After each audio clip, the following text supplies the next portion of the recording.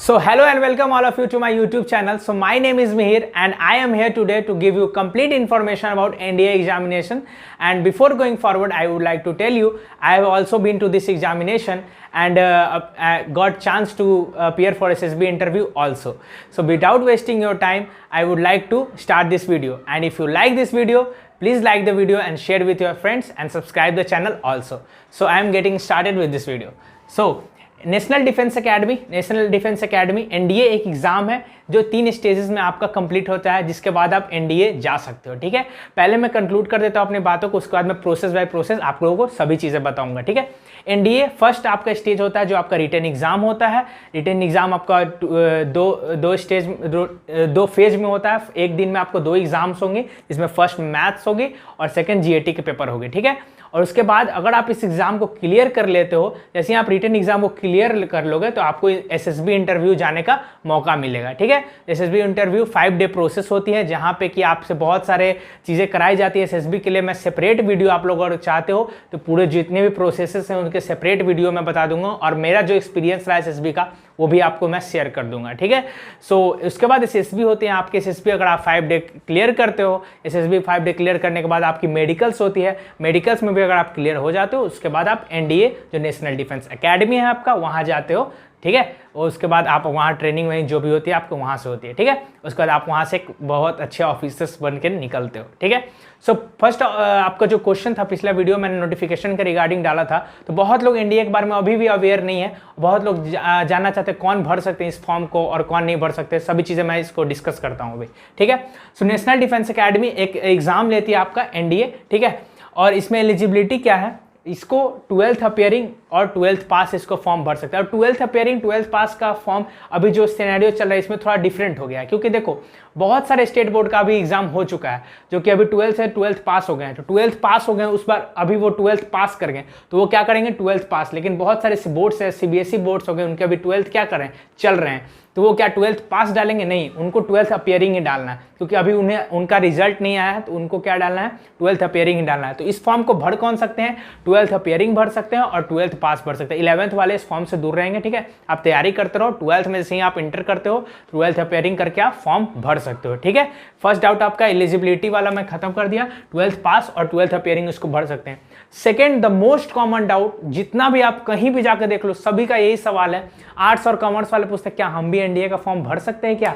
सब कुछ, कोई आर्ट्स वाले पूछ रहे हैं, कॉमर्स वाले पूछ रहे हैं क्या हम भी भर सकते हैं? हाँ भाई, आप लोग भर सकते हो। ठीक है, एनडीए का फॉर्म आर्ट्स, कॉमर्स, साइंस सभी स्ट्रीम वाले भर सकते हैं। बशर्ते एक शर्त है हमारा यहाँ पे, जैसे कि मैंने देखो लिख भी रखा है आप लोग का टाइम बचाने के लिए बस। ठीक है, कि आर्मी में जो सिर्फ आर्मी में जाना चाहता है, जो सिर्फ आर्मी के लिए कंसीडर होना चाहता है, वो उसको आर्मी जो है सभी स्ट्रीम्स को क्या करती है, अपने अंडर कंसीडर करती है। ठीक है, तो जो भी बच्चे एडमिशन लेंगे, बाय द वे सभी प्रोसेस को क्लियर करके एनडीए में जाते हैं, तो वो सिर्फ जो और दूसरे स्ट्रीम्स होंगे साइंस के अलावा, ठीक है, कॉमर्स और आर्ट्स वाले, तो वो सिर्फ आर्मी में ही जा सकते हैं। ठीक है, और उसके बाद क्या है, एयरफोर्स और नेवी में अगर आपको जाना है तो for those who have PCM as their subject in class 12 are consider. देखो जिनके पास अपने क्लास 12th में पीसीएम, फिजिक्स, केमिस्ट्री, मैथ होगा, वही इस चीज़ के लिए कंसीडर होंगे और तीनों में पास होना जरूरी है। ठीक है, पीसीएम होना चाहिए एयरफोर्स और नेवी के लिए, आर्मी के लिए सभी स्ट्रीम है। तो यानी ओवरऑल कह सकते हैं कि इस फॉर्म को सभी स्ट्रीम्स वाले भर सकते हैं। कान खोल के सुन लो कि इसको एनडीए का फॉर्म को सभी स्ट्रीम्स वाले, साइंस, कॉमर्स, आर्ट्स सभी भर सकते हैं। ठीक है, सेकंड कन्फ्यूजन आपका मैंने क्लियर कर दिया। और अभी जो लेटेस्ट फॉर्म आई है आपका एनडीए 22022 का फॉर्म जो आया है, एनडीए सेकंड 22022, अब इसमें बहुत बच्चों का ये होगा भैया मैं तो अभी 12th में आ गया, मेरी एज लिमिट क्या है? हो सकता है बहुत लोगों ने 12th क्रॉस कर लिया, उनके भी एज लिमिट क्या है?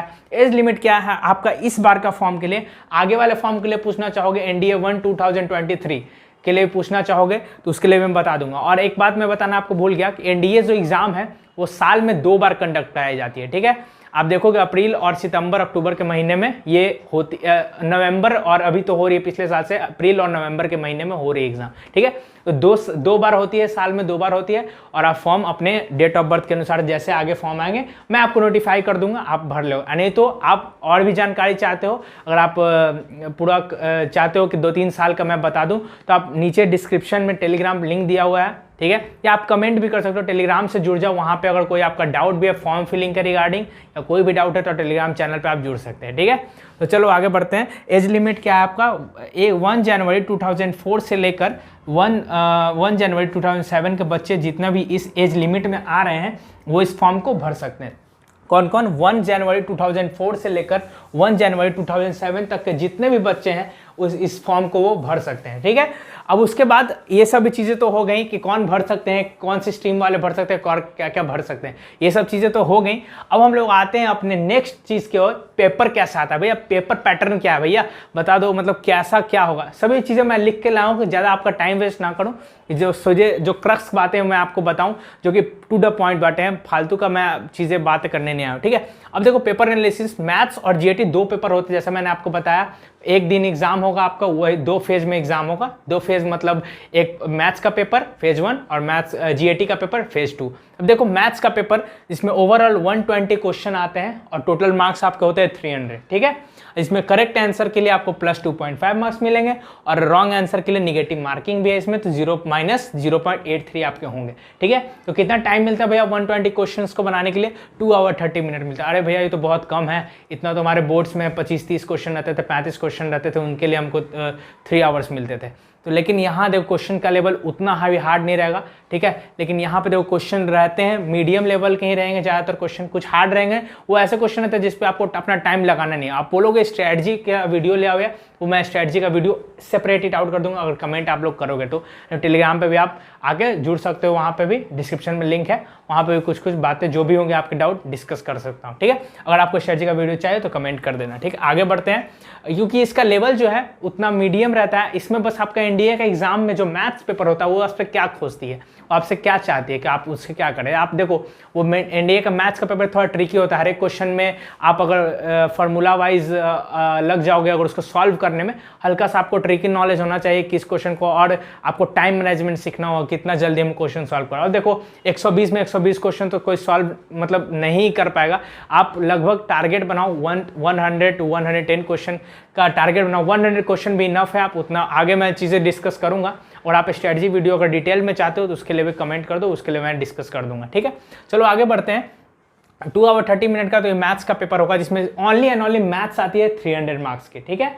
अब उसको देखो, अब उसके बाद सेकंड पेपर जो होता है सेकंड फेज में उसको जीएटी कहते हैं। सेम डे ये दोनों एग्जाम होती है, ठीक है। जीएटी इसका डिफरेंशियल क्या हो गया, जनरल एबिलिटी टेस्ट। इसमें ओवरऑल क्वेश्चन कितने होते हैं, 150 क्वेश्चन होते हैं। मार्क्स कितने का होता है, 600 मार्क्स का ये होता है पेपर, ठीक है। अब इसमें देखो सेपरेटली सिर्फ 50 क्वेश्चन या 150 में 50 क्वेश्चन इंग्लिश का होता है जो कि कैरी करता है 200 मार्क्स, और उसके अलावा जो 400 मार्क्स बच गए ये 300 और 600 मार्क्स का होता है। उसके अलावा इंग्लिश जो होता है 50 क्वेश्चन जो कि 200 मार्क्स का होता है। इसके अलावा जो 400 मार्क्स बच गए उनमें देखो कौन कौन सब्जेक्ट आते हैं।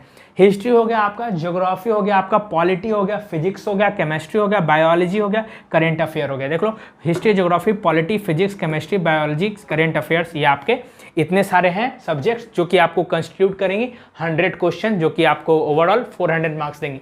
क्वेश्चन यार उतना कोई हाई लेवल नहीं होता है, अगर कोई 12 में साइंस लेकर पढ़ा हो उसको कोई हार्ड नहीं लगने वाला। देखो इस ये एग्जाम क्या खोजता है आपसे कि बस ये आप इसको करो, कट ऑफ को क्या क्लियर करना, सभी चीज़ें मैं क्लियर करता हूँ। इसको आप एक कहीं भी आपके पास पेन या कॉपी है उसको पहले एक बार नोट कर लो, उसके बाद आगे बढ़ता हूँ। जल्दी इसको नोट करो। तो आई होप कि आप सभी लोगों ने इसको कॉपी तो कर लिया होगा, राइट। सो आप लोग जल्दी से कॉपी करें। सो आप लोगों ने कॉपी कर लिया होगा। देखो मैं इस चीज़ों को कॉपी करने के लिए इसलिए कह रहा हूँ, ठीक है, जो कि अभी नोटिफिकेशन नहीं पढ़ते हैं, हर एक चीज़ को आप एक स्ट्रैटेजी वाइज बना लो कि देखो ऐसे ऐसे क्वेश्चंस आते हैं, ऐसे कहीं नहीं बताया हुआ है, ठीक है। क्योंकि आप देखोगे एनडीए का नोटिफिकेशन भी देखो वो 600 मार्क्स जनरली बोल देता है कि जीएटी का पेपर में आता है, ठीक है। मैंने आपको तोड़ के बता दिया 50 क्वेश्चन इंग्लिश आएंगे जो कि आते हैं, 50 क्वेश्चन एग्जैक्ट आएंगे इंग्लिश के जो कि 200 मार्क्स कैरी करता है। उसके बाद 100 क्वेश्चन आएंगे जो कि 400 मार्क्स कैरी करता है, ठीक है। अब इतनी चीज़ें हो गए। इसमें करेक्ट आंसर में आपको मिलते हैं +4 मार्क्स और निगेटिव आंसर करोगे तो -1.33 मार्क्स कटेंगे आपके। और इसके लिए भी टोटल टाइमिंग 2 आवर 30 मिनट्स। अरे भैया 120 के लिए भी उतना ही, 150 के लिए भी उतना ही, क्वेश्चन के लिए टाइम उतना ही मिलेगा। तो यार लेवल थोड़ा सा दोनों ये इससे थोड़ा सा आप देख सकते हो कि आप अगर हिस्ट्री ज्योग्राफी क्वेश्चन के लिए सॉल्विंग का थोड़ी आपको समय लगा, जो भी याद है आपका टिक ड करोगे। और ये आपका OMR पे होता है, ऑनलाइन नहीं होता है। ये भी बहुत लोगों का कन्फ्यूज़न है कि एनडीए ऑनलाइन होता है क्या, लेकिन ऑनलाइन नहीं होता, ये OMR शीट पे कंडक्ट कराया जाती है। ठीक है, ये भी आपको मैं डाउट क्लियर कर दिया। अब देखो मेन ये तो हो गए, सभी जगह ये चीज़ें बताई जाती हैं। जो बच्चा अभी नया है, जो पहली बार NDA का एग्जाम देगा कभी, ठीक है, उनको अभी जो चीज़ मैं बताने जा रहा हूँ वो चीज़ नहीं पता होगी। अब देखो क्या है, इसको मैं हटा देता हूँ। ठीक है, आई होप कि आप लोगों सभी समझ गए होंगे। और हाँ भाई, जिसको भी वीडियो अच्छा लग रहा हो लाइक ज़रूर कर देना, वीडियो शेयर कर देना अपने दोस्तों में। ठीक है, अब चलो मैं आगे बताता हूँ। देखो अब इसमें सबसे बड़ा क्या है मेरिट ना, अब आप पूछोगे कि भैया ये 300 मार्क्स का हो गया, 600 मार्क्स का, टोटल मार्क्स आपके कितने हो गए, 900 हो गए। अब बताओ भैया कि मैं कितने मार्क्स ले आऊँ कि मेरा NDA का रिटन एग्जाम निकल जाए। देखो सिंपल सा जवाब है, अगर आपका मार्क्स 355 से लेकर 365 के बीच में रहेगा तो आप NDA एग्जाम क्लियर कर लोगे।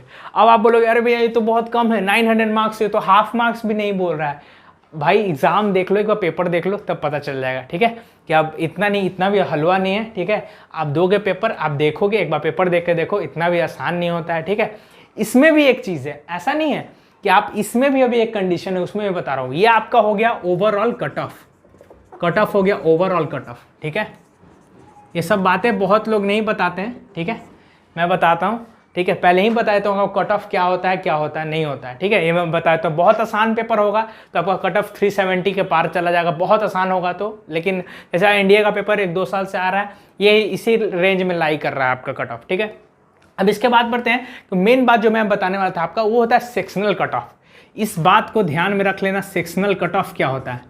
बहुत कन्फ्यूज़न है, कहीं भी चल जाओ। बहुत पढ़ाने वाले टीचर भी जो हैं, वो जो NDA का स्पेसिफिक पढ़ाते हैं, वो भी लोग बहुत गलत बताते हैं बच्चों को कभी कभी, क्योंकि उन्हें भी बहुत इसके लिए क्लैरिटी जानकारी उनके पास भी नहीं है।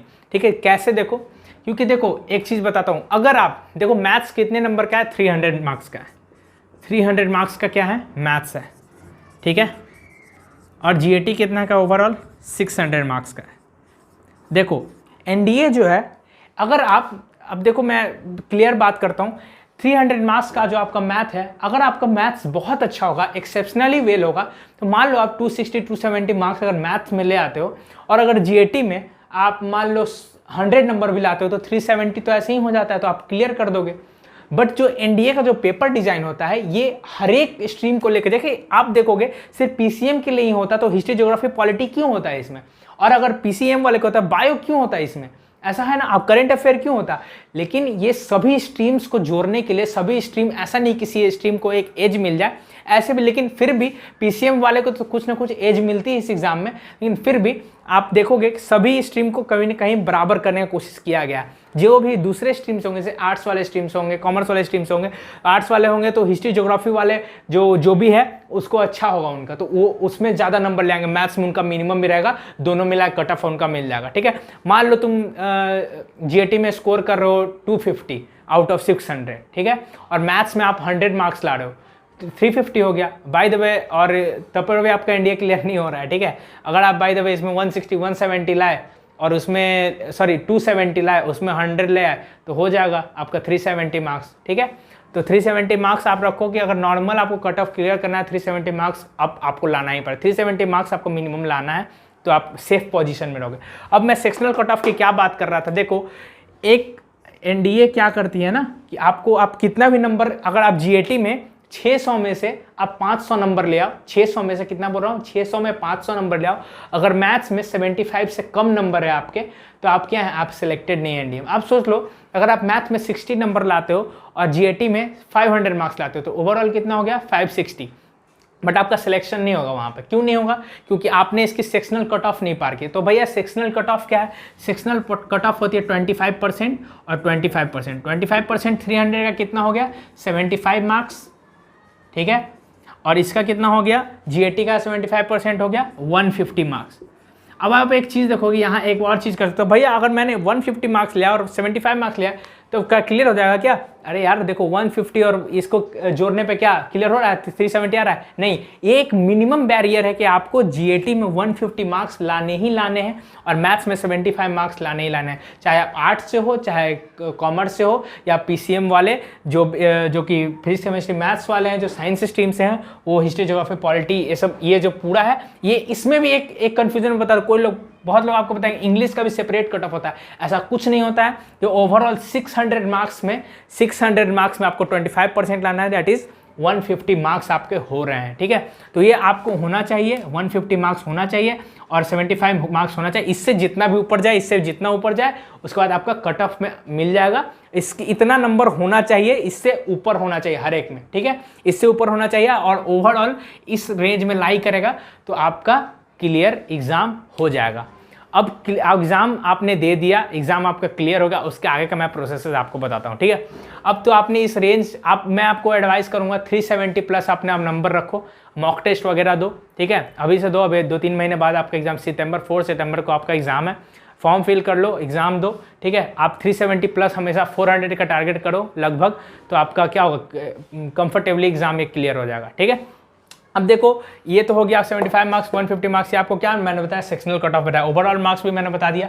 अब आपका हो गया एनडीए का पेपर, मान लो आपके यहाँ से एनडीए का पेपर हो जाता है, खत्म हो जाता है, ठीक है, एनडीए का पेपर हो गया, आपने इस रेंज में नंबर भी लिया, आपका कट ऑफ क्लियर हो गया, आपने एग्जाम क्लियर कर दिया। अब क्या होगा, रिटन एग्जाम क्लियर करने के बाद क्या होता है, ठीक है, रिटन एग्जाम क्लियर करने के बाद आपका होता है एसएसबी, ठीक है, एसएसबी, ठीक है।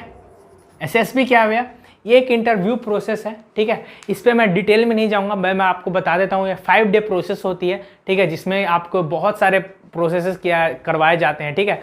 ये आपके जैसे ही एग्ज़ाम होगा, एग्ज़ाम का रिजल्ट आपका 1.5 मंथ में, 45 डेज में आपका एग्जाम का रिजल्ट आ जाता है, ठीक है। उसके बाद आपको एसएसबी के लिए रजिस्टर करना होता है, रजिस्टर करके आपको 1-2 महीने की डेट मिलती है, उसके बाद आपको 1-2 महीने में आराम से तैयारी भी कर सकते हो एसएसबी का, ठीक है। एसएसबी पर जितना भी डिटेल्ड वीडियो होगा वो मैं आप कमेंट करोगे, डिटेल्ड वीडियो क्या क्या चीज़ें होती हैं, क्या क्या प्रोसेस होते हैं, और मेरी जो एक्सपीरियंस रही एसएसबी की वो मैं आप लोगों के साथ डिस्कस करूँगा, ठीक है। और एसएसबी होती है, उसके बाद एसएसबी में अगर आप क्लियर हो जाते हो 5 डे प्रोसेस में, तो आपको फिर वहाँ से मेडिकल होती है, मेडिकल होने के बाद आप एनडीए ज्वाइन कर सकते हो, ठीक है।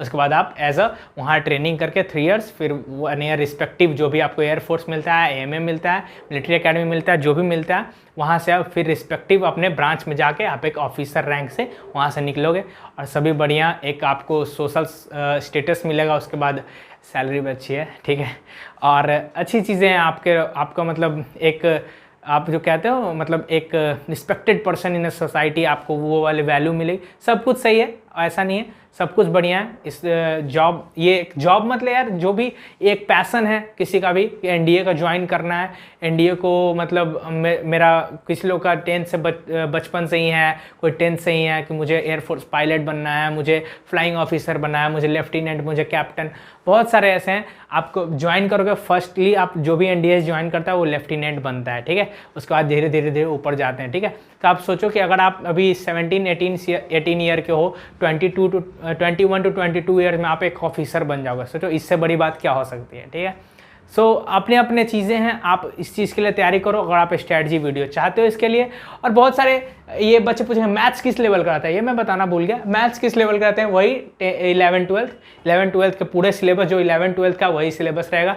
जीएटी में फिजिक्स केमिस्ट्री वही 11-12 और कुछ 10th का भी फिजिक्स केमिस्ट्री में भी आता है, ठीक है। और ज़्यादा नहीं है, फिजिक्स केमिस्ट्री उतना हार्ड नहीं रहता, सब नॉर्मल रहता, बस आपका टाइम टेकिंग ज़्यादा, देख रहे हो ना 2 आवर 30 मिनट में 150 क्वेश्चन सॉल्व करने हैं आपको, आप समझ सकते हो। और इंग्लिश क्या है, इंग्लिश में आपका रहेगा पैसेज रहेगा, एरर्स रहेगा, फिर से आपको जंबल सेंटेंस रहेगा, और फिर से आपको ओमिशन एडिशन यही सब रहता है, आप ये सब देख सकते हो, ठीक है। और इंग्लिश का कोई डिटेल सिलेबस एनडीए वालों दिया भी नहीं है, ठीक है, बस वही उन्होंने बताया कि ये सब चीज़ें रहेंगी, आप इंग्लिश बस पढ़ते जाओ। जो कि इंग्लिश अभी 12 तक पढ़े हैं, जो सीबीएसई बोर्ड से जो भी पढ़े हैं और अच्छे, मतलब कोई बोर्ड का मैं नहीं कर रहा हूँ, मतलब अगर इंग्लिश उनका सही है तो उनके लिए कोई खास पढ़ने का ज़रूरत नहीं है। एंटोनिम साइनोनिम वगैरह पढ़ लो तो 10 क्वेश्चन हमेशा आते हैं, 20 क्वेश्चन आप पक्के कर लो, ठीक है। एंटोनिम साइनोनिम 10 दिन 15 दिन पढ़ने से नहीं होगा, महीने 2 महीने लगाओगे तभी होगा, ठीक है। अब इतना भी मतलब टफ भी नहीं है और इतना आसान भी नहीं एग्ज़ाम, ये मीडियम लेवल का एग्ज़ाम है, जो कि आपका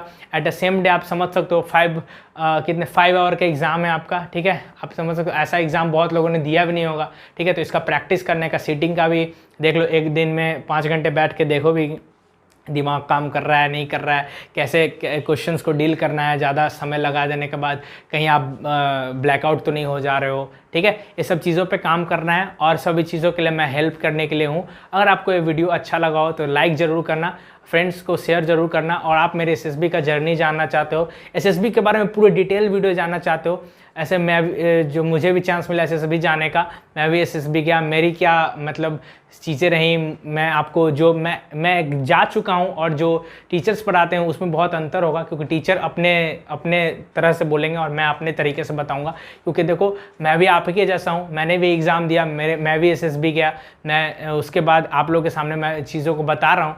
तो ठीक है, आप इस चीज़ों को क्या करोगे, मेरे आउटपुट को लोगे, अच्छा उन्होंने ऐसे कहा था तो हो सकता है ये सब चीज़ें करनी होती है वहाँ पे, ठीक है। तो पहले आप मेरा भी करना है कि ठीक है अभी एसएसबी वगैरह फोकस मत करो, अभी प्योर एग्जाम पे फोकस करो। एग्जाम होता है, या आप अभी भी कमेंट कर सकते हो अगर आपको जानने का जल्दी है या कुछ भी, और आपको जानना है एसएसबी के बारे में, अगर आपको मेरी जर्नी के बारे में जानना है तो आप कर सकते हो कमेंट, मैं उस पर डिटेल वीडियो बना दूंगा, ठीक है, क्या क्या होता है एसएसबी में, क्या क्या प्रोसेस होता है। बट बाय द वे मैं आपको कहना चाहता हूँ कि आप अभी प्योर एग्जाम पे फोकस करें। 4 सितंबर को आपका NDA 2022 का एग्जाम है, उसके बाद मैं आपके साथ जुड़ा रहूँगा, ठीक है। आप टेलीग्राम लिंक ज्वाइन कर लो, डिस्क्रिप्शन में दिया हो, वहाँ से भी आप साथ में आ सकते हो, ठीक है। सो बेस्ट ऑफ लक, आप लोग सभी NDA ज्वाइन करें, सभी का NDA रिटर्न एग्जाम क्लियर हो, SSB देने जाए। वंडरफुल एक्सपीरियंस होता है SSB में, जो भी जाओगे कुछ ना कुछ सीख के आओगे, ठीक है। और बहुत लोग ऐसा कहते हैं बहुत हार्ड होता है, ये कुछ नहीं हार्ड होता है, मिनिमम लेवल का एग्जाम है, ठीक है। और ज़्यादा आसान भी मत लेना इसको, ना ज़्यादा हार्ड लेना, ठीक है। सो आई होप कि आपको ये वीडियो अच्छा लगा हो, लाइक कर देना, शेयर कर देना, सब्सक्राइब कर देना। जय हिंद।